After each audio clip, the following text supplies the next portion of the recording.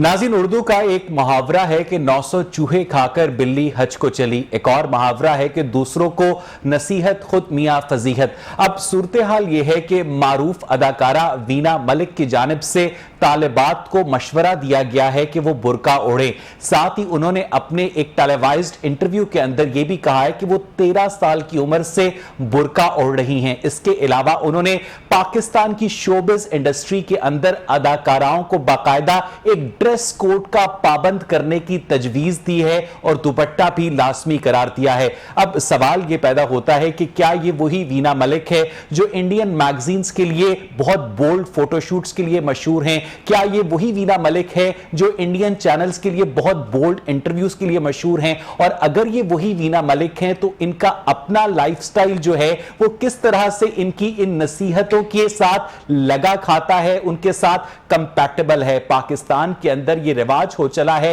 कि आप अपने माजी के साथ जो मर्जी कर चुके हों, लेकिन दूसरों के मुस्तकबिल के साथ खेलते वक्त आप जरा बराबर भी तामुल नहीं करते। पाकिस्तान के हमसाया मुल्क अफगानिस्तान में तालिबान की हुकूमत के आने के बाद वहां खवातीन पर खेलों पर पाबंदी लगा दी गई है। खवातीन की जो फुटबॉल टीम है अफगानिस्तान की, वो इस वक्त लाहौर में मौजूद है क्योंकि उन्होंने हुकूमत पाकिस्तान से दरखास्त की थी कि हमने इस मुल्क यानी अफगानिस्तान में नहीं रहना और हमें आगे जाने के लिए पाकिस्तान का ट्रांजिट वीजा चाहिए। अब सवाल यह पैदा होता है कि वीना मलिक की इस स्टेटमेंट से क्या पाकिस्तान भी एक अफगान सोसाइटी की तरह एक कंजर्वेटिव सोसाइटी बनने जा रहा है, या पाकिस्तान के अंदर जो कल्चर के हवाले से रेस्पिरेटरी पोर्स मौजूद हैं उन्हें मजीद बंद किया जाएगा? इस पर मैं प्रोग्राम के इस सेगमेंट में बात करना चाहूंगा। मेरे साथ स्टूडियोज में मौजूद है मोहतरमा एलिया ज़हरा, मारूफ सहाफी हैं, समाजी कारकुन हैं, इन मामलात पर गहरी नजर रखती हैं। मेरे साथ स्टूडियोज में काशिफ अली चौधरी साहब भी मौजूद हैं, माहिर कानून हैं। काशिफ, बहुत बहुत शुक्रिया आपका। और मुफ्ती अब्दुल कवी ने मुझे टेलीफोन लाइन पर ज्वाइन किया है, मारूफ मजहबी रहनुमा है। मुफ्ती साहब, मैं आपसे गुफ्तगू का आगाज करूंगा।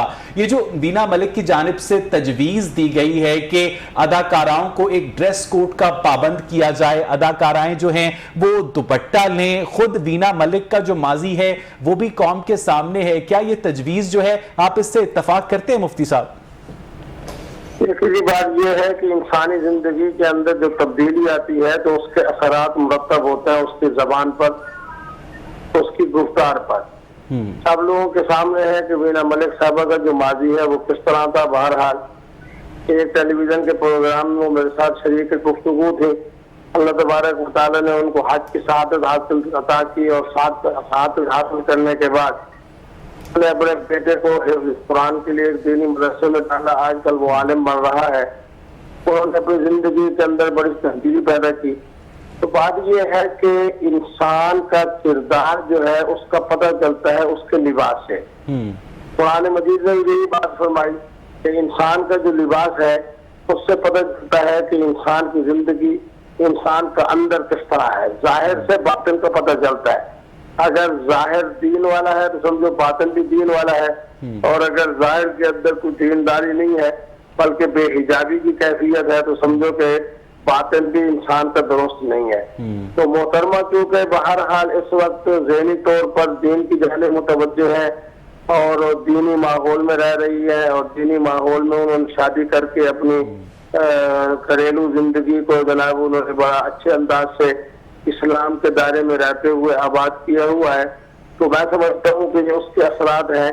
तो मुफ्ती साहब, क्या आपकी बातों की रोशनी में कहा जा सकता है, क्योंकि मुझे जहां तक पता है कि ईमान वालियों को सीनों के ऊपर ओढ़नियां डालने का हुक्म दिया गया है, कहीं भी ईमान वालियों को सर के ऊपर चादर लेने का हुक्म नहीं दिया गया है। तो जो खवातीन सर के ऊपर चादर नहीं लेती, हिजाब नहीं लेती, क्या उनका बातिन जो है वो नापाक होता है? क्योंकि हमें इस तरह के मनाजिर पाकिस्तान के ड्रामों में, पाकिस्तान की मार्केट्स में, पाकिस्तान की फिल्म्स में आम देखने को मिलते हैं। ऐसी जितनी खवातीन हैं, आप ये कह रहे हैं कि उनका बातिन नापाक है मुफ्ती साहब?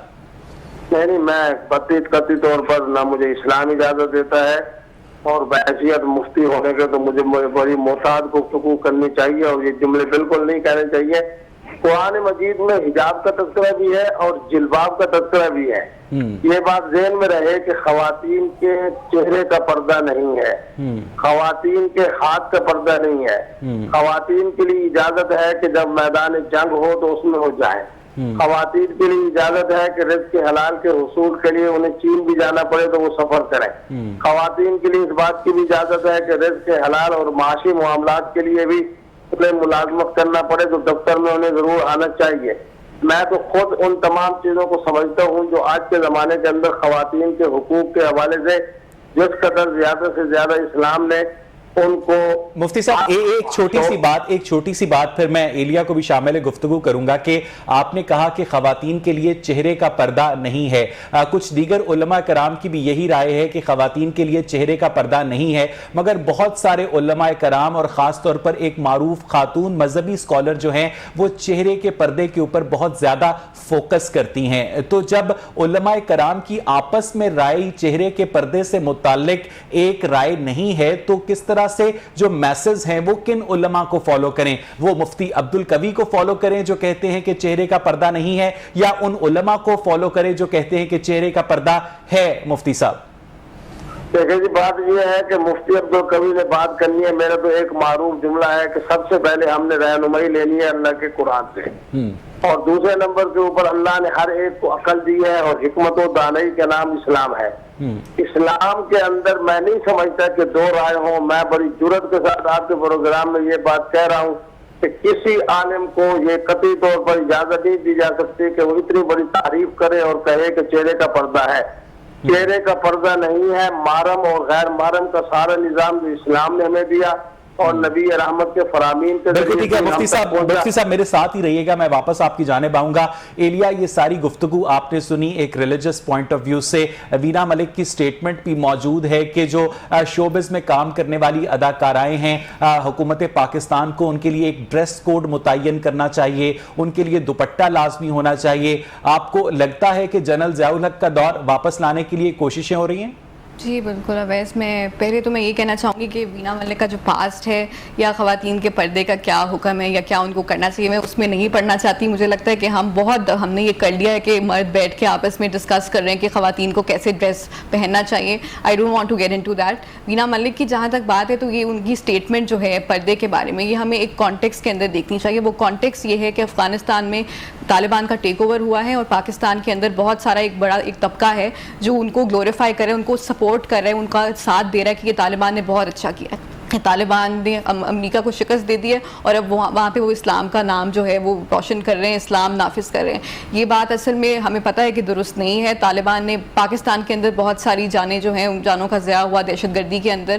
طالبان جو ہیں وہ اسلام کی نمائندگی, صحیح جو اسلام ہوتے ہیں اس کی نمائندگی نہیں کر رہے ہوتے. لیکن ہم یہاں پر وینا ملک جیسے اور بہت سارے لوگ جو کہ انفارچونیٹلی ہمارے حکومتی نمائندے بھی ان میں شامل ہیں, وہ یہ کہہ رہے ہیں کہ یہ دیکھیں اسلام وہاں پہ نافذ ہو گیا. لیکن یہی لوگ جو ہیں اگر یہاں پہ بھی ان سے پھر کہیں کہ افغانستان جا کے رہ لیں آپ, اگر آپ کو اتنا اچھا, آپ بہت خوش ہیں کہ وہاں پہ اسلام آ گیا ہے تو وہ چلی جائیں افغانستان, موو ہو جائیں, وہاں پہ صحیح اسلامی حکومت کے اندر رہیں. وہ کبھی بھی نہیں رہیں گے کیونکہ ان کو پتہ ہے کہ وہاں پہ. اچھا, اسی سے ملتا جلتا ایک ٹاپک یہ بھی ہے کہ پچھلے دنوں آپ کی نظر سے بھی گزرا ہوگا کہ Punjab curriculum and text book board نے جو بچوں کے لیے کتابیں پبلش کی ہیں اس میں جو پہلی جماعت کی کتاب ہے, جو دوسری جماعت کی کتاب ہے, ننھی بچیوں کو بھی حجاب میں ملبوس دکھایا گیا ہے. تو اس سے ہمیں میسج کیا جاتا ہے ہمارے بچوں کو کہ ہم اپنے بچوں کو, جس طرح سے مفتی صاحب کہہ رہے تھے کہ کم از کم چہرے کا پردہ نہیں ہے, تو ہم اپنے بچوں کو ایک ایسی سوسائٹی میں پروان چڑھا رہے ہیں جہاں انہیں ایلیا زہرا جیسی خواتین بھی نظر آئیں گی اور دوسری جانب وہ خواتین بھی نظر آئیں گی جو نظر نہیں آتی. یعنی ایک ایکسٹریم پولرائزیشن ڈیولپ ہو رہی ہے سوسائٹی میں, اور یہ پولرائزیشن جب تک برداشت نہیں ہوگی لوگوں میں, کیا آپ سمجھتی ہیں کہ سوسائٹی سٹیبل رہ سکے گی؟ ایلیا جی بالکل. سنگل نیشنل کریکولم کی جو آپ نے بات کی بہت ہی پرابلمٹک, وہ انہوں نے خواتین کی نمائندگی اس کے اندر کی ہوئی ہے. ایک کور کے اوپر انہوں نے دکھایا ہوئے ایک خاتون جو ہیں وہ اپنی بچی کے ساتھ بیٹھی ہوئی ہیں, حجاب پورا انہوں نے کیا ہوا ہے, نیچے بیٹھی ہوئی ہیں.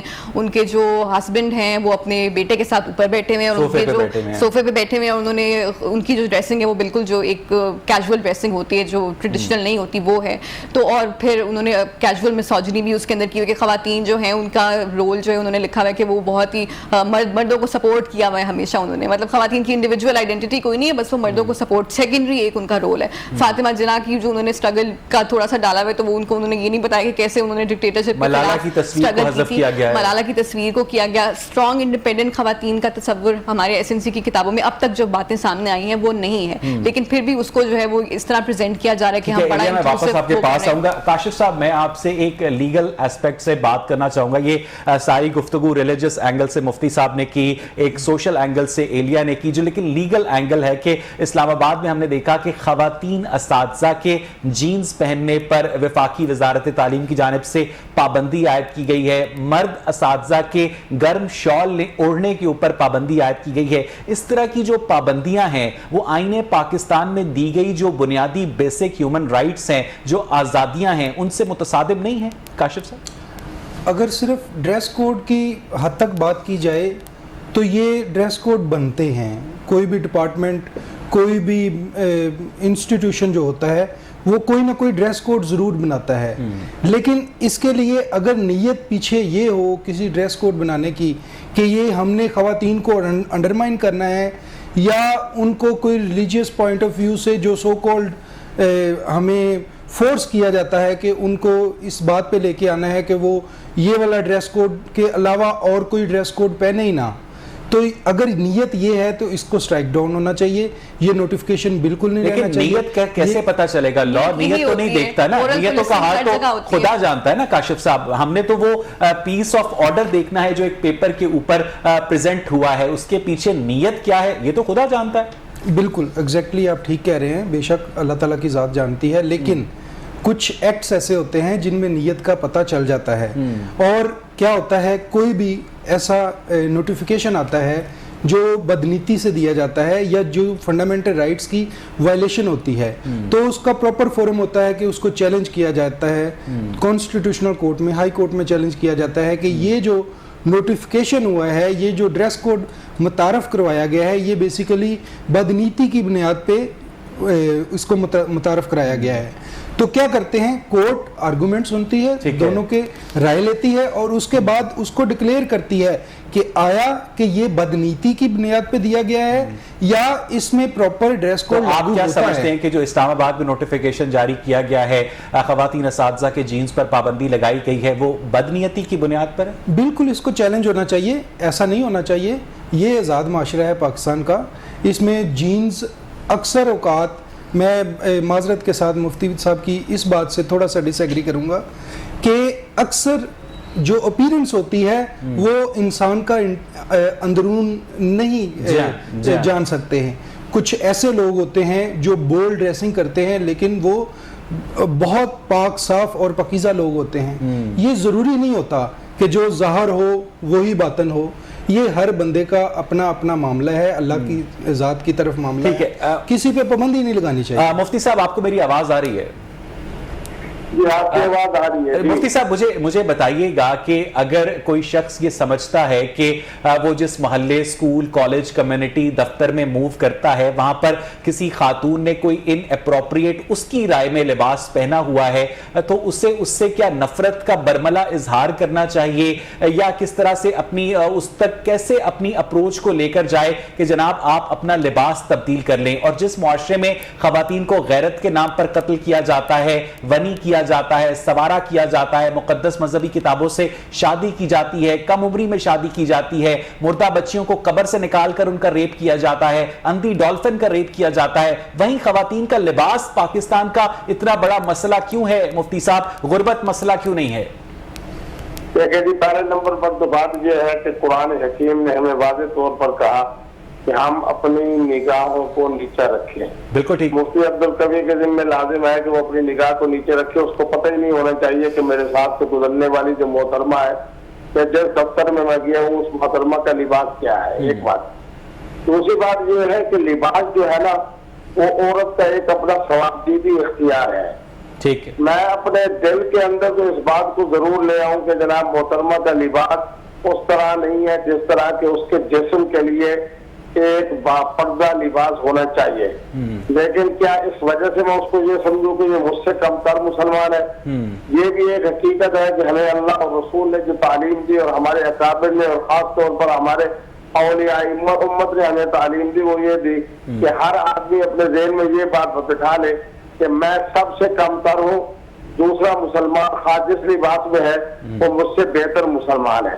मैं बिल्कुल जिस तरह हमारे वकील साहब फरमा रहे थे, शायद वो मेरी बात ही समझ पाए, उमूमी तौर पर इसी तरह होता है कि ज़ाहिर और बातिन का एक दूसरे का बिल्कुल ठीक है, बिल्कुल ठीक है। मुफ्ती साहब मैं वापस आपकी जानिब आऊंगा। एलिया, आपने देखा होगा कि अक्सर सोशल मीडिया के ऊपर खास तौर पर खवातीन को एक तशबीह दी जाती है कि एक वो खुली हुई कैंडी है जिसके ऊपर मक्खियां भिनभिना रही हैं, और वो खवातीन जिसने अपने आप को पर्दे में लपेटा हुआ है, लोग उससे दूर दूर जा रहे हैं। क्या इस तरह से खवातीन को ऑब्जेक्टिफाई करना और खवातीन को एक डेड कैंडी से तशबीह देना या चॉकलेट से तशबीह देना, और ये भी बताइएगा कि जो मर्दों का लिबास होता है उसको देखकर क्या खवातीन प्रोवोक नहीं होती? एलिया, बिल्कुल ये ऑब्जेक्टिफिकेशन है। और पहले जो यहाँ पे बात हो रही थी ड्रेस कोड की, तो ये जो ड्रेस कोड आया ये भी तो एक ऑब्जेक्टिफिकेशन की फॉर्म है। यानी कि आप टीचर्स को देख रहे हैं, उनके काम की वजह से उनको जज नहीं करें कि वो कितना अच्छा उन्होंने काम किया, कितना अच्छा वो बच्चों को पढ़ा रही हैं, बच्चे उनके क्या उनकी परफॉर्मेंस है बच्चों की एजुकेशन के स्टडीज के अंदर। आप उनको ये कर रहे हैं कि आपने जीन्स नहीं पहननी, यानी कि आप उनको एक तरह से सेक्शुअलाइज कर रहे हैं कि वो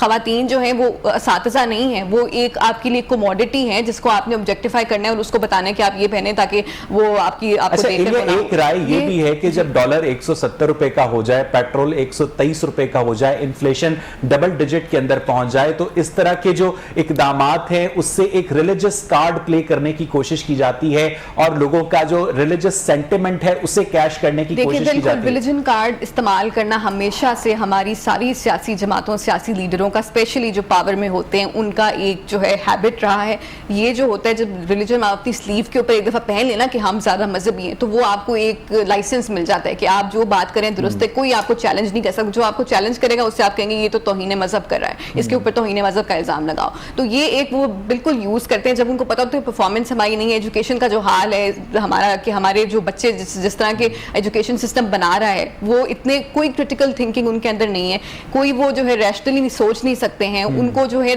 आप रिसर्च पेपर्स वो कर लें, वो PhD भी कर लें, वो इस तालीमी निज़ाम से जो निकल रहे हैं बच्चे, जो हायर एजुकेशन ख़त्म करके भी निकल रहे हैं, क्या वो इस काबिल हैं कि वो किसी भी बाहर के जो है स्टूडेंट्स उनके मुकाबले के उनसे वो कम्पीट कर सकें इन टर्म्स ऑफ नॉलेज, या वो कुछ कर दे, कोई इजाद कर दे, कोई चीज़ बना दे, कुछ कर दे। वो सिर्फ जो है उनको रोट लर्निंग के ऊपर लगाया हुआ है और उसका कुछ वो नहीं है, और उसको वो जस्टिफाई करने के लिए इस तरह के फिर ड्रेस कोड्स लेके आते हैं कि वो ये करें। और ये छोटे बच्चों को इवन स्कूल्स के अंदर पिछले दिनों में जो है वो LGS वगैरह में हमने देखा कि वो जब सेक्सुअल हैरेसमेंट का केस आया तो उन्होंने कहा कि ये सोल्यूशन ये है कि आप जो है उनको बच्चों को बताएं कि कैसे कपड़े पहनने। वहाँ पे इतनी मोरल पुलिसिंग होती है। तो ये जो मोरल पुलिसिंग जो इंक्रीज हुई है पिछले कुछ महीनों के अंदर सारे तालीमी इदारों में, स्पेशली खैबर पख्तूनख्वा की यूनिवर्सिटीज में एक पूरा जो है तहरीक चल रही है स्टूडेंट्स की तरफ से, वो सेक्सुअल हैरेसमेंट की अपने असातिज़ा की तरफ से उसकी बात कर रहे हैं। और जवाब में एडमिनिस्ट्रेशन क्या करती है? एडमिनिस्ट्रेशन एक और सवाल अक्सर किया जाता है जब ये कोई खास तौर पर मर्द ये सारी बातें कर रहा होता है जो आप कर रही हैं, तो उनसे अक्सर ये सवाल किया जाता है कि क्या तुम अपनी बहन को ऐसे कपड़े पहनने की इजाजत दोगे? देखिए ये परमिशन कल्चर, आपको किसने उनको हक दिया है कि वो अपनी बहन को बताएं कि उन्होंने क्या करना है क्या नहीं करना? उनकी बहन एक बालिग अगर वो इंडिविजुअल है तो वो खुद फैसला करेगी कि उसने क्या पहनना है क्या नहीं पहनना। एक जो मर्द है उसको किसी ने हक नहीं दिया कि वो अपनी किसी भी फैमिली मेंबर को ये बताए। जब वो ठीक है, अगर आपके बच्चे हैं छोटे अंडर एज है, उनको तो आप गाइड करते हैं, पेरेंट्स दोनों पेरेंट्स बता रहे होते हैं, लेकिन जब एक बहन जो आपकी है अगर वो एक एज तक पहुंच गई है, वो बालिग हो चुकी है, तो इस्लाम भी ये कहता है कि वो अपने फेल की, अपने एक्ट्स की खुद रिस्पॉन्सिबिलिटी। आपकी बात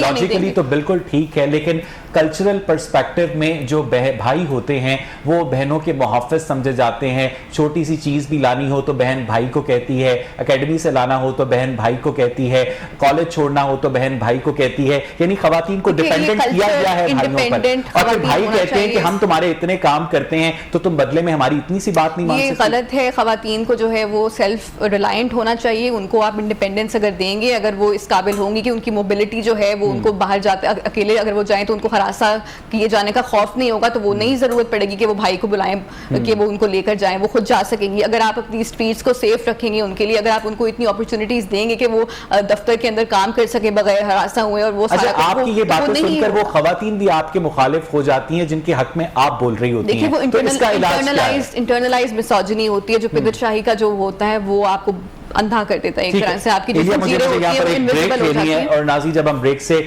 واپس آئیں گے تو ہم اس موضوع پر بات کریں گے کہ اگر پہلی بیوی کی اجازت کے بغیر دوسری شادی کر لی جائے تو اس کی سزا کیا ہے اور کیا اس سزا کے نتیجے میں دوسری شادی نل اینڈ وائڈ ہوتی ہے, اور اگر نہیں ہوتی تو پھر دوسری شادی پر سزا کی تک کیا بنتی ہے اگر پہلی بیوی سے اجازت نہ لی جائے. اس پر بات کریں گے ایک بریک کے بعد. Stay with us. ویلکم ایک ناظرین, معاملہ یہ ہے کہ لاہور ہائی کورٹ نے دوسری شادی کرنے والے شخص کی سزا کالعدم قرار دی, کیونکہ لاہور ہائی کورٹ نے ایک لیگل گراؤنڈ کے اوپر قرار دیا کہ یہ سزا میجسٹریٹ کی جانب سے دی گئی تھی اور فیملی کورٹ جو ہے اس کیس کو سننے کا اختیار رکھتی تھی. اب ایک سوال یہ پیدا ہوتا ہے کہ شرعی طور پر پہلی بیوی سے اجازت کی ضرورت نہیں ہوتی دوسری شادی کرنے کے لیے, لیکن پاکستان کا جو لا ہے وہ یہ کہتا ہے کہ اگر آپ دوسری شادی کرنا چاہتے ہیں تو آپ کو پہلی بیوی سے اجازت لینی ہوگی. اب سوال یہ پیدا ہوتا ہے کہ اگر آپ پہلی بیوی سے اجازت نہیں لیتے اور دوسری شادی کر لیتے ہیں اور عدالت آپ کو سزا دے دیتی ہے تو اس سزا کو کاٹنے کے بعد آپ کی پہلی شادی بھی ویلڈ رہتی ہے اور آپ کی دوسری شادی بھی ویلڈ رہتی ہے. یعنی جو لیجسلیشن کی روح ہے, جو لیجسلیشن کی سپرٹ ہے, وہ اس پرابلم کو ایڈریس نہیں کرتی. تو اب مسئلہ یہ ہے کہ پاکستان کے اندر دو آرا موجود ہیں, ایک لیگل اوپینین اور ایک ریلیجس اوپینین. ریلیجس اوپینین کے لیے میرے ساتھ ٹیلی فون لائن پر ایک مرتبہ پھر مفتی عبدالقوی صاحب ہی موجود ہیں. مفتی صاحب, آپ کو میری آواز آ رہی ہے؟ مفتی صاحب یہ بتائیے گا کہ پاکستان کا قانون یہ کہتا ہے کہ دوسری شادی کرنے کے لیے پہلی بیوی سے اجازت لینا ضروری ہے, لیکن پاکستان کے بیشتر علماء کرام یہ کہتے ہیں اور ماضی میں ہندوستان کے علماء کرام بھی یہ قرار دے چکے ہیں کہ دوسری, تیسری, چوتھی شادی کرنے کے لیے پہلی بیوی کی اجازت کی کوئی ضرورت نہیں ہے. اس ڈائیکوٹمی کا حل کیا ہے مفتی صاحب؟ محترم, بات یہ ہے کہ میں تو ہمیشہ کوشش کرتا ہوں کہ اللہ کے قرآن سے یا حضور کے فرمان سے رہنمائی حاصل کی جائے. سیدنا علی المرتضیٰ نے ایک نکاح کرنے کا ارادہ کیا, جبکہ ان کے نکاح میں سیدہ فاطمہ الزہرا سلام اللہ علیہا موجود تھی. یہ بہت مشہور واقعہ ہے, یہ بہت مشہور واقعہ ہے. جی ہاں, جی ہاں, میں تفصیل میں نہیں جاتا کہ وہ کس محترمہ سے نکاح کرنا چاہ رہے تھے, وہ کس کی بیٹی تھی. میں تو ایسی طالب علم یہ سمجھتا ہوں کہ جب حضور کے علم میں یہ بات آئی کہ سیدنا علی کا یہ ارادہ ہے, تو آپ نے یہ جملہ ذرا تمام دیکھنے والے اور سننے والے اور آپ تمام حضرات بھی سن لیں, آپ نے سیدنا علی کو اجازت نہیں دی بلکہ یہ جملہ فرمایا کہ جو میری بچی من احبا فقد احبنی, جو شخص میری بچی سے پیار اور محبت کا تعلق رکھے گا, عقیدت کا تعلق رکھے گا, وہ میں محمد سے عقیدت اور محبت کا پیار کا تعلق رکھے گا. یعنی آپ نے اس قدر حکیمانہ انداز سے سیدنا علی کو روک دیا کہ وہ دوسری شادی کریں. اب اس صورتحال کے اندر میں درمیانی بات کر رہا ہوں, وہ یہ کہ اگر پہلی بیوی سے اجازت نہیں لینی تو علماء اسلام کی بات مان لیتا ہوں, تو کم از کم پہلی بیوی کو اعتماد میں تو لینا ہمارے اوپر لازم ہے کہ ہم اعتماد میں لیں اور اس کو یہ بتائیں کہ تیرے اندر یہ کمی ہے, تیرے اندر یہ کمی ہے, تیرے اندر یہ کمی ہے, اور میرے اندر یہ چیز ہے, قوت کے حوالے سے, صحت کے حوالے سے, رزق کے حلال کی وسعت کے حوالے سے, جذبات کے حوالے سے, خواہشات کے حوالے سے میرے اندر یہ جناب صلاحیتیں موجود ہیں, اور تیرے اندر یہ صلاحیت نہیں, یہ صلاحیت نہیں, یہ صلاحیت نہیں, یہ صلاحیت نہیں. اس لیے اگر تم مہربانی کرے اور مجھے اجازت دے دے اس بات کی کہ میں جناب دوسری شادی کر لوں, تو میں نہیں سمجھتا کہ عورت اگر آپ دیکھے گی کہ میرے اندر یہ کمیاں ہیں اور میں محترم کے جذبات کا پوری طریقے کے اوپر جناب پوری طریقے پر ان کے خواہشات کی تکمیل نہیں کر سکتی, تو یقیناً اس محترمہ کی طرف سے اعتماد میں لینے کے بعد کیجیے گا. ایلیا, یور ٹیک. دیکھیں, خاتون کی جو خواہش ہے اس کا پھر آپ یوں ذکر نہیں کر رہے, صرف مرد کی خواہش ہی مقدم کیوں ہوتی ہے ہمیشہ؟ خاتون جو ہے وہ اگر اپنے خاوند سے خوش نہیں ہے تو وہ کیا وہ بھی جو ہے اسے طلاق لے کے دوسری شادی کو انکریج کریں گے ہمارے مفتی حضرات یا نہیں؟ اوبویسلی وہ خاتون کو کہا جاتا ہے کہ نہیں, برداشت کرو, کوئی بات نہیں, تمہارا گھر پہ تو رکھا ہوا ہے, تمہیں تمہارا خیال تو رکھتا ہے. اگر کچھ کیسز میں ڈومیسٹک وائلنس بھی ہو اس کو بھی جسٹیفائی کرتے ہیں کہ چلو کوئی بات نہیں, مرد کی تو یہ ہوتی ہی خصلت ہی ہوتی ہے کہ وہ مارتا ہے. اس کا جواب اس کا جواب یہ دیا جاتا ہے ایلیا کہ بہت سارے لوگ اینتھروپولوجی سے یہ ریزن ڈھونڈ کر لاتے ہیں کہ مرد بائی نیچر پولی گیمس ہوتے ہیں لیکن عورت بائی نیچر پولی گیمس نہیں ہوتی, وہ یونی گیمس ہوتی ہے. Is it correct? دیکھیں I don't agree with that. میرے خیال سے یہ آپ بہت ہی اس کو کمپلیکس وہ اس طرح سے بنا رہے ہیں. جو انہوں نے مفتی صاحب نے جو بات کی کہ خواہش کی بات ہے, تو وہ تو پھر میرے خیال سے اس پورے جو اس کا کرکس جو ہے وہ یہ ہے کہ جو خاتون کی مرضی ہوتی ہے نا اس کو ہمارے معاشرے کے اندر اس کو اہمیت نہیں coming back to this case, یہ تو چلو ایک دوسرے اینگل سے بات ہو گئی نا کہ پاکستان کے اندر جو لا ہے, پاکستان کا لا یہ کہتا ہے کہ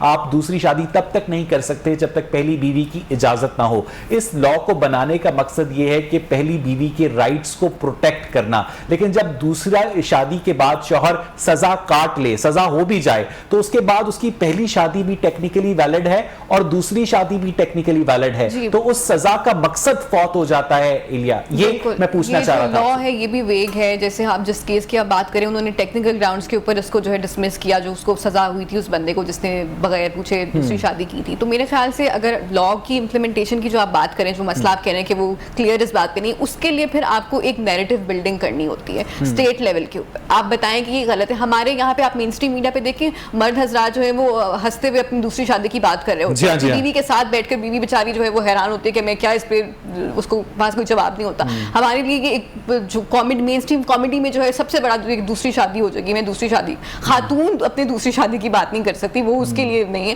مرد حضرات جو ہے وہ خوشی خوشی بات کرتے ہیں, خاتون کو پتہ نہیں ہوتا کہ یہ ایسے نہیں کرنا. پاکستان اور ہندوستان کی جو مسلمان خواتین ہیں ایلیا, وہ اپنے اوپر سوتن برداشت نہیں کرتی کیونکہ ان کے اوپر ایک ہندو کلچر کی لیگیسی ہے, کیونکہ ہندو جو ہیں اکثر دوسری شادی نہیں کرتے. لیکن جو عرب خواتین ہیں ایلیا, وہ تو ڈھونڈ رہی ہوتی ہیں اپنے شوہر کے لیے کم عمر دلہنیں, یو ای کے اندر, سعودی عرب کے اندر, قطر کے اندر, بحرین کے اندر.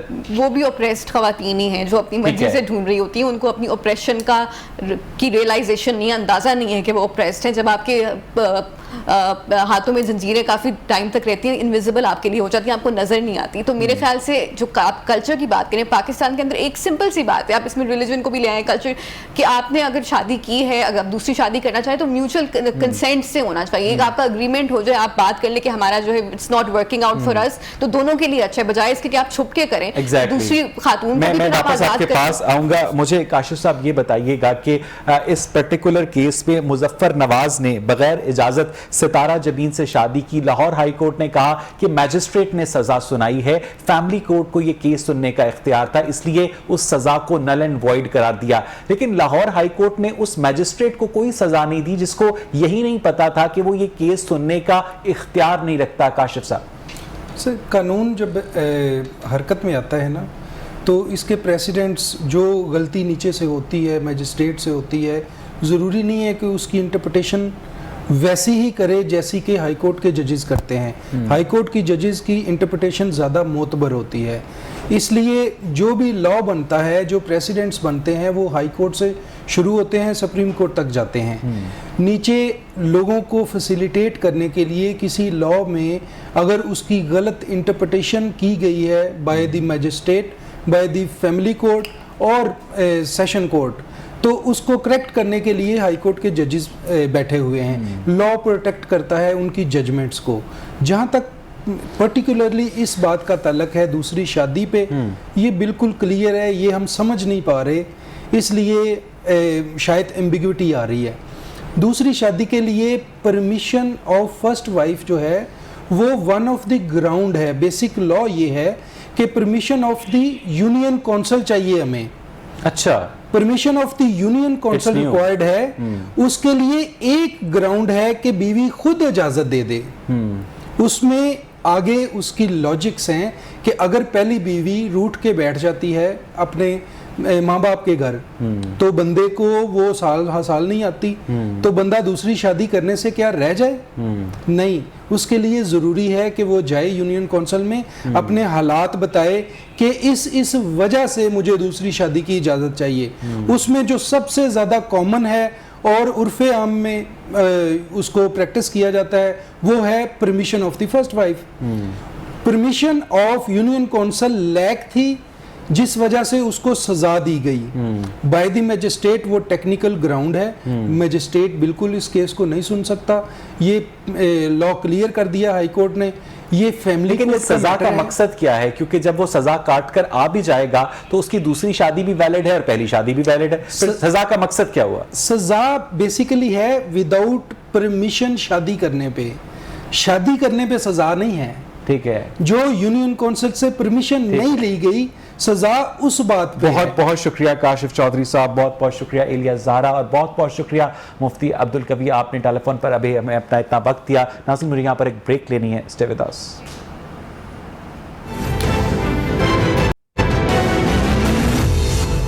नाज़रीन, सीक्वेंस बहुत वाज़े है। पहले डॉलर महंगा हुआ, फिर पेट्रोल महंगा हुआ, उसके बाद अब चिकन महंगा हुआ है, उसके बाद अंडे महंगे हुए हैं, और पेट्रोल और डीजल की कीमतों के साथ हर चीज़ जो है वो लिंक होकर महंगी हो चुकी है। चिकन की कीमत इस वक्त 284 रुपए से जंप करके 291 रुपए हो चुकी है, और एक दर्जन अंडे अभी सर्दियां आने से पहले 180 रुपए के दस्तयाब हैं। इस सूरत हाल पर बात करेंगे। मेरे साथ चौधरी फरगाम साहब मौजूद हैं, रीजनल चेयरमैन है पाकिस्तान पोल्ट्री एसोसिएशन के।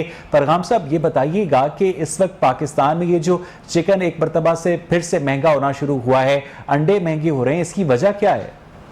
नहीं, बहुत बहुत शुक्रिया आपका। आपने बरवक्त जो है ना वो अवाम को आगाही के लिए कि क्या वजूहात हैं।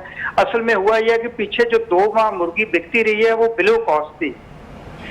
आप इस चीज को मद्देनजर रखें, जब भी मुर्गी जो है वो 350-250 से नीचे गोश्त अगर बिकता है ना, तो वो उसमें फार्मर को लॉस हो रहा था। जितना उसका रेट नीचे है उतना ही उसका लॉस है। और अब जो है ना वो तकरीबन कॉस्ट से 10-15 रुपए मुर्गी ऊपर गई है। इसी तो तरह आप पिछले 2 महीने से लॉस के ऊपर मुर्गी क्यों फरोख्त कर रहे थे चौधरी साहब? नहीं सर, हमारा यही है, हमारी इंडस्ट्री का यही हुस्न है, डिमांड सप्लाई है। जब हमारी मुर्गी 40 दिन पे 2.25 किलो पे आ जाती है तो हम इसको रोक नहीं सकते। हमारी मजबूरी होती है कि हमने हर कीमत पे उसको सेल करना होता है, क्योंकि वो एक तरफ फीड लेयर होती है, दूसरी तरफ बिजली, लेबर, शेड का किराया, वो सब खर्चे जो है ना वो मजबूरी अब भी तो मौजूद है ना, जब चिकन की प्राइस बढ़ गई है। नहीं, उसमें होता यह है कि जब, बिल्कुल आपकी बात ये सही है, लेकिन होता यह है कि जब बिलो कॉस्ट कोई चीज भी बिकती है उसमें कुछ शेड जो है ना जो दोबारा उनके पास फंड नहीं रहते, लॉस कर जाते हैं, तो 20 से 30% बंदे जो है ना वो सर्कल से आउट हो जाते हैं। और उनके जिसके पास 6 शेड है उसके 4 शेड बंद या 3 शेड बंद हो जाते हैं, 3 शेड बकाया रह जाते हैं। और 3 शेड में मुर्गी डालता है, 20 से 30% सप्लाई कम होती है, जिस वजह से रेट जो है ना वो थोड़े से बढ़ने शुरू हो जाते हैं। आप एक बिजनेसमैन भी हैं, आप बहुत अच्छी तरह समझते होंगे कि जब एक आदमी अफोर्ड नहीं कर सकेगा अपने बच्चों को चिकन खिलाना, चिकन महंगा होने से जो उसकी फरोख्त में, जो उसकी सेल में कमी वाक़ई होती है, वो उसका जो बिजनेस वॉल्यूम है वो श्रिंक नहीं कर जाता चौधरी साहब? नहीं, बिल्कुल हमारा बिजनेस वॉल्यूम श्रिंक किया, लेकिन फिर भी मैं कहूंगा कि अब जो भी आप मटन को लें, बीफ को लें, दालें लें, सब्जियां लें, उससे आज भी चिकन सस्ता है आपका। और हम अल्हम्दुलिल्लाह पूरी कौम की खिदमत कर रहे हैं। उसको ये तो बिल्कुल फवाद चौधरी साहब वाली बात हो गई कि पेट्रोल महंगा होने के बावजूद भी पूरे खित्ते में सबसे सस्ता। मेरा वक्त खत्म हो गया चौधरी साहब, मैं दोबारा आपको लाइन पे लूंगा किसी दिन। नाज़रीन, आज का प्रोग्राम आपने देखा, उम्मीद की जानी चाहिए कि हुकूमत जो बुनियादी जरूरत की अशिया हैं उनकी कीमतों को कंट्रोल करेगी। प्रोग्राम देखने के लिए शुक्रिया।